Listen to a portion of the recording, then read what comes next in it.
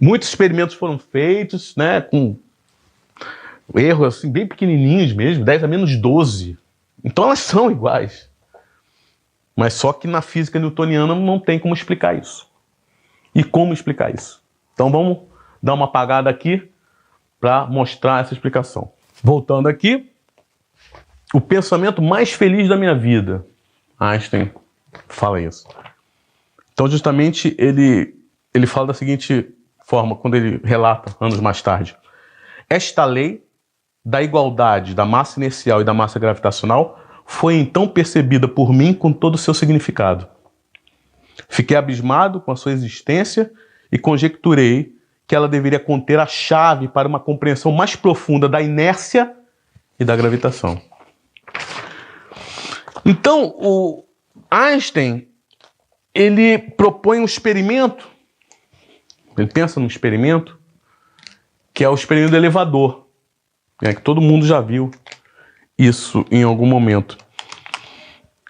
Porque, nota, em algumas situações, existe uma coisa chamada forças fictícias ou força de inércia.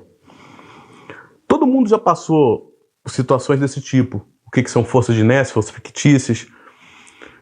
De repente, uma demonstração disso, matemática, vai estar aqui no card ou na descrição abaixo, que aí eu demonstro melhor matematicamente.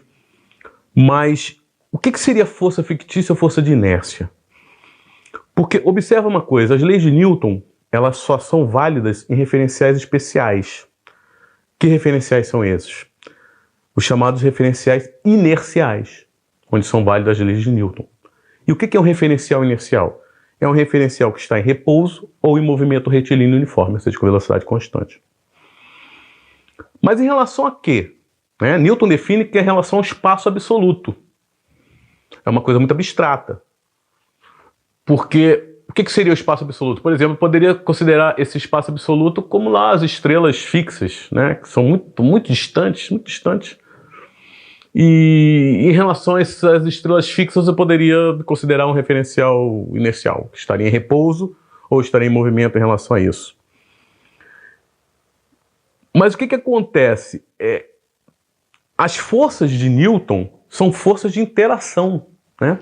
Ele coloca aqui, a partir do momento que ele fala que a força consiste na ação, no fundo ele está falando de um corpo interagindo com o outro. Existe um corpo que faz ação, interage com o outro. Isso é que é força. Essas forças é que existem para ação e reação. Terceira lei de Newton. Somente para essas forças, que são forças de interação entre corpos.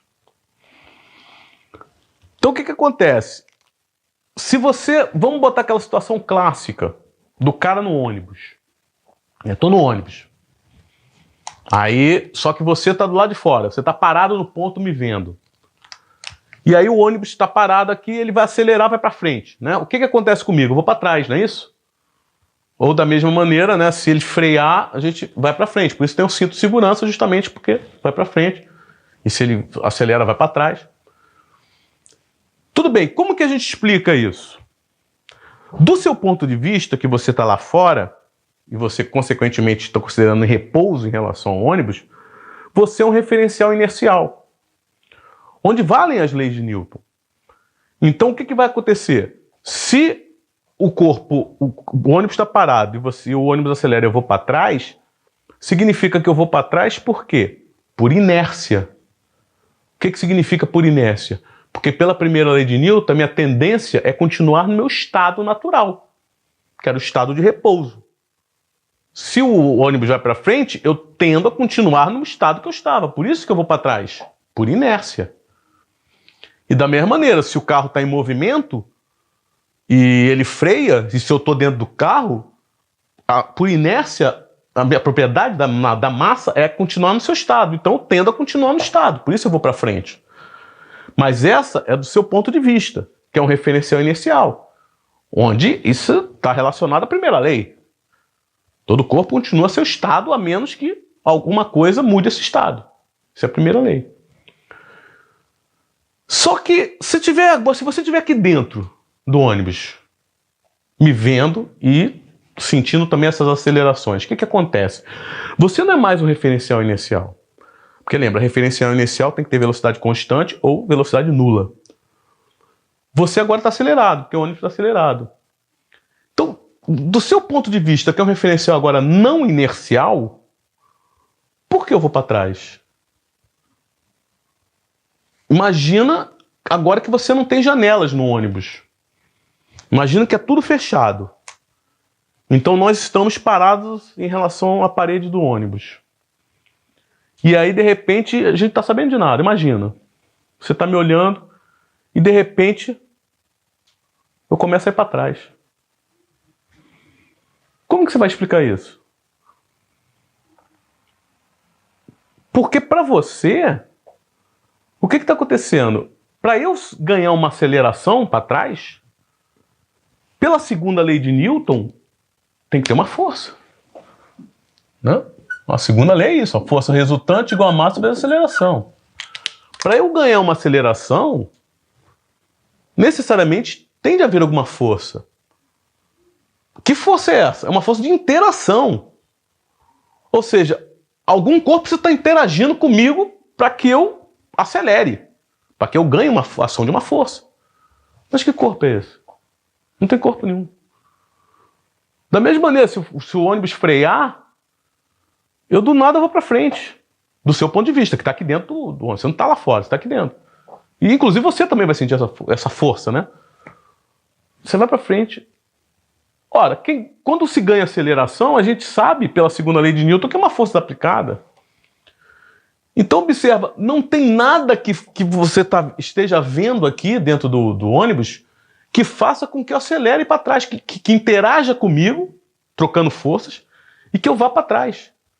Ou que quando ele freia, que eu vá para frente.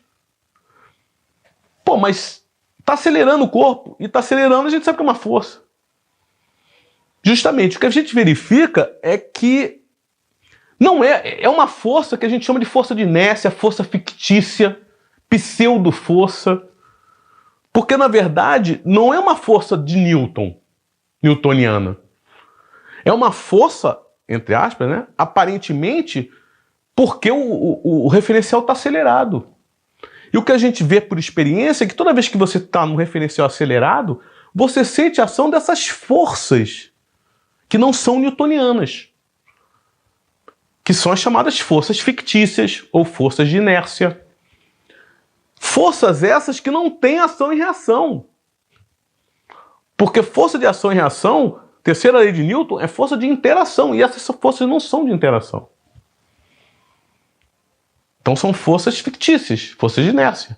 Da mesma maneira, quando um carro está fazendo a curva, né, você se sente pressionado, né, você se sente pressionado nas paredes do carro, pô, você sente como se fosse uma força. Né? Está sendo aplicada uma força em você. Mas quem está aplicando essa força? Ou seja, isso só está acontecendo porque está acelerado, né? Eu estou acelerado. Tem uma aceleração centrípeta. É um movimento acelerado. Então, essas forças são chamadas forças fictícias, ou forças de inércia, forças inerciais. Ok, então vamos entender isso. Então, você tem essas forças de inércia que só aparecem em referenciais acelerados. Se não tem aceleração, essas forças não aparecem. Todas as forças que existem no sistema inercial são forças de interação, são forças newtonianas. Todas essas forças têm paração e reação, porque são forças de troca, interação. Se você não tem isso, essas forças estão aparecendo do nada, é porque o referencial é acelerado. Então são chamadas forças fictícias. Tá? Então vamos lá. Em cima disso, vamos ver duas situações aqui interessantes. Tá? Aí o Einstein imaginou o seguinte. Imagine que você esteja no elevador, que é chamado de elevador de Einstein. Que imagine que você esteja no elevador. Inicialmente, você está dentro do elevador, você não sabe de nada, mas inicialmente, ó, esse elevador está parado aqui na Terra. E na Terra a gente sabe que tem um campo gravitacional, G, para baixo. Consequentemente, você está sentindo a ação desse campo. O que é sentir a ação desse campo? Você está se sentindo pressionado no chão, né? Você percebe que você tem um peso, alguma coisa está puxando você para baixo. Se você fizer uma experiência de deixar algum corpo cair, né, você vai ver que ele vai cair. Né? Ele vai cair com que aceleração? Com a aceleração da gravidade, que é 9,8 metros por segundo quadrado. Então eu vou fazer essa experiência e vejo que ele é acelerado para baixo com 9,8 metros por segundo quadrado. Ok. Vamos agora fazer o seguinte pensamento. Vamos botar esse cara agora no espaço. Vamos levar essa nave agora, essa nave não, esse elevador, né? Para o espaço. Então agora esse cara está lá no espaço.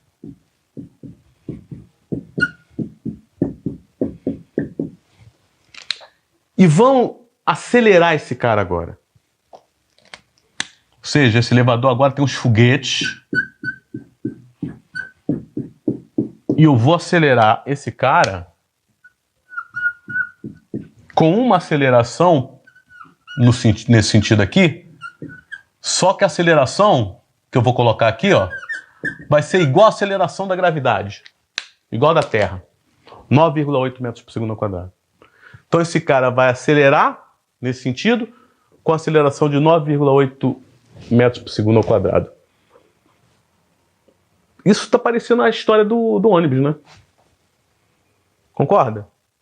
Só que no ônibus está na horizontal, né? Então ele acelerou para frente, eu vou para trás. Agora põe a situação vertical aqui, ó, para facilitar a ideia. Ele acelerou para cima, eu sinto uma reação para baixo. Então quando esse cara está acelerando e a aceleração se mantém constante, eu mantenho essa aceleração aqui. Não é só por um instante, não, a aceleração vai ser constante por todo o movimento. Então, quando esse cara começa a subir com essa aceleração, esse cara aqui começa a se sentir pressionado no chão do elevador. Com uma força fictícia, né? Uma força inercial. Porque, na verdade, ó, eu estou no espaço. Eu estou no espaço aqui. Aqui, na situação da Terra, devido ao campo gravitacional, eu teria uma força, né? Que é a força da gravidade, que eu vou chamar de peso. O peso estaria fazendo com que eu sentisse, né, essa pressão aqui nos meus pés pela normal, né? Mas por causa do peso. Aqui não tem campo gravitacional. Essa força é igual à força lá do ônibus. A força fictícia. Mas a questão é, como eu estou subindo com aceleração de 9,8 metros por segundo ao quadrado, eu estou sentindo aqui uma força no sentido contrário, equivalente àquela aceleração de 9,8 metros por segundo ao quadrado, que é igual ao meu peso na Terra. E se eu fizer a experiência que eu fiz aqui, na Terra, de deixar um corpo cair, se o cara botar um corpo aqui, o que ele vai ver? O corpo descendo, né, sentindo essa aceleração para baixo. Da mesma maneira. E ele vai ver que esse cara vai chegar aqui no solo do elevador com aquela aceleração de 9,8 metros por segundo ao quadrado. Então, só que vamos botar a seguinte situação. Ele não sabe que está dentro do elevador, ele sabe que está dentro do elevador, né? Mas não sabe que está no espaço. Então, para ele, é como se ele estivesse no campo gravitacional. Então, nota que essas duas situações aqui são equivalentes. Aqui, ó, eu estaria no referencial inercial, sob a ação do campo gravitacional. Todas as experiências que eu faço aqui, todas elas eu consigo fazer aqui iguaizinhas.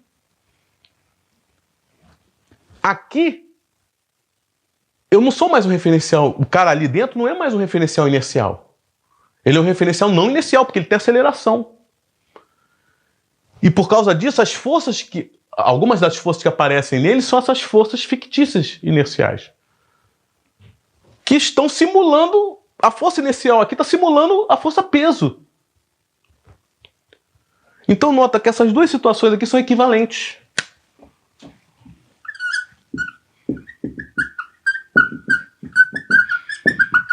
São equivalentes. Você, um referencial inercial num campo gravitacional, é equivalente a um cara no referencial não inercial submetido à ação de uma aceleração igual ao do campo gravitacional. Se nenhum dos dois soubesse de nada, né, estão ali presos, eles não teriam como dizer: ah, não, eu estou num campo gravitacional. Ou o outro: não, eu estou acelerado. Não teria como dizer. Todas as experiências seriam iguais. São equivalentes. Vamos botar uma outra experiência. Então, entender essa equivalência. Então, vamos botar uma outra situação. Agora, imagina o seguinte. Imagina, novamente, aquele elevador. Lá, o cara aqui, no espaço sideral, como estava antes. As estrelas. Só que o elevador agora está paradinho ali, ó. Não tem planeta, não tem nada aqui, ou seja, não tem gravidade. Então, o cara aqui não tem força de atração gravitacional nenhuma. Se ele colocar, de repente, se ele pegar um corpo e colocar do lado dele, esse corpo, né, do lado dele aqui assim, esse corpo vai ficar parado. Porque não tem força, não tem nada atuando. Porque eles estão lá no espaço, sem campo gravitacional. Beleza, agora vamos fazer o seguinte. Vamos fazer uma outra situação com esse mesmo elevador. Vamos deixar agora esse elevador em queda livre. Ou seja, esse cara está caindo num campo gravitacional. Está em queda. O que vai acontecer ali? Vocês lembram? Dois corpos independentes de suas massas caem juntos ao solo. Então, se eu deixar os caras aqui, são diferentes, eles vão cair, vão se mover juntos. Agora imagina esses caras dentro de um elevador, onde eles vão estar parados em relação às paredes do elevador. O que aparentemente vai passar para eles? Que simplesmente eles estão flutuando, sem gravidade. Né? Porque a noção de movimento precisa de um referencial passando. Imagina que esse elevador não tenha janela, não tenha nada. Simplesmente eu estou sem gravidade. Só que eu estou caindo. Então, se ele fizer essa experiência novamente de pegar um corpo, nessa situação aqui, que está caindo, pegar um corpo e colocar do lado dele, esse corpo vai continuar no mesmo lugar. Como se estivesse sem gravidade. Novamente, duas situações equivalentes. Se nenhum dos dois caras soubesse que está dentro do elevador, a gente sabe que ele sabe, mas que soubesse que onde ele está, ou seja, eu coloco esse cara aqui sem gravidade. Aí ele faz todas as experiências que tem que fazer. Depois eu pego ele e coloco ali, caindo num campo gravitacional. Ele faz todas as experiências que ele tem que fazer. Não tem como ele saber se ele está realmente caindo em queda livre no campo gravitacional ou se ele está no espaço sem ação do campo gravitacional. Novamente, duas situações equivalentes. Então, são equivalentes também.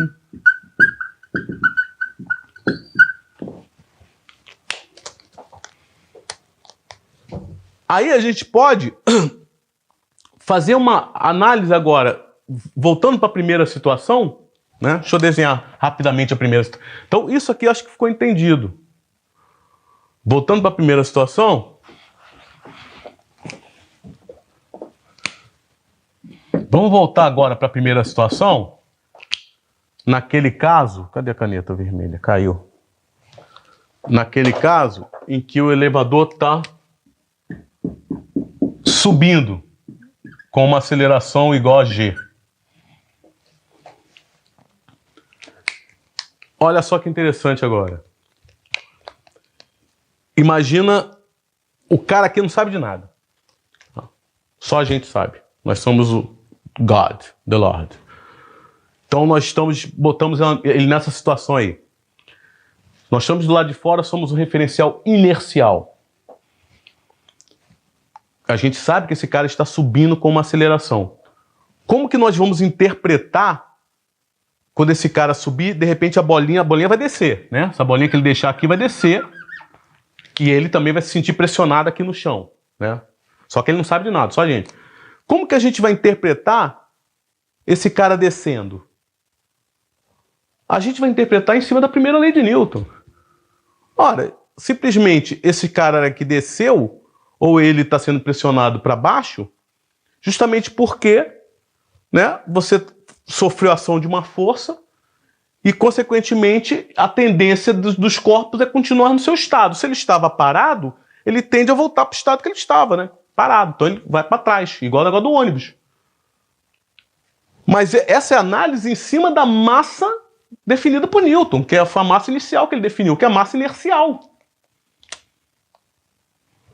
Então, para a gente ia dizer que essa massa daqui é a massa inercial. MI. Para o referencial inercial. Para nós que estamos ou em repouso ou em movimento retilíneo uniforme, estamos observando essa situação. Então, essa massa para a gente vai ser a massa inercial. Porque é a propriedade do corpo de resistir à mudança do seu estado. É assim que a gente interpreta. Porque eu estou usando as leis de Newton. Agora, o cara não sabe de nada. Para o cara, o que ele está interpretando esse corpo aqui descendo? Ele, que agora, ele não é um referencial inercial, ele está olhando do ponto de vista dele, que é do referencial não inercial, que ele está acelerado. Ele está dentro da nave, do elevador, ele simplesmente vai fazer isso. Ele vai soltar o corpo.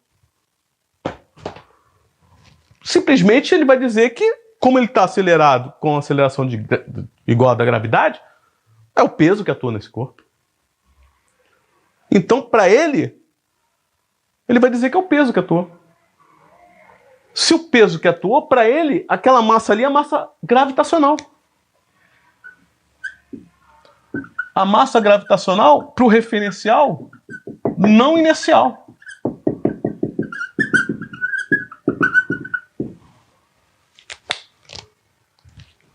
Mas quem está certo?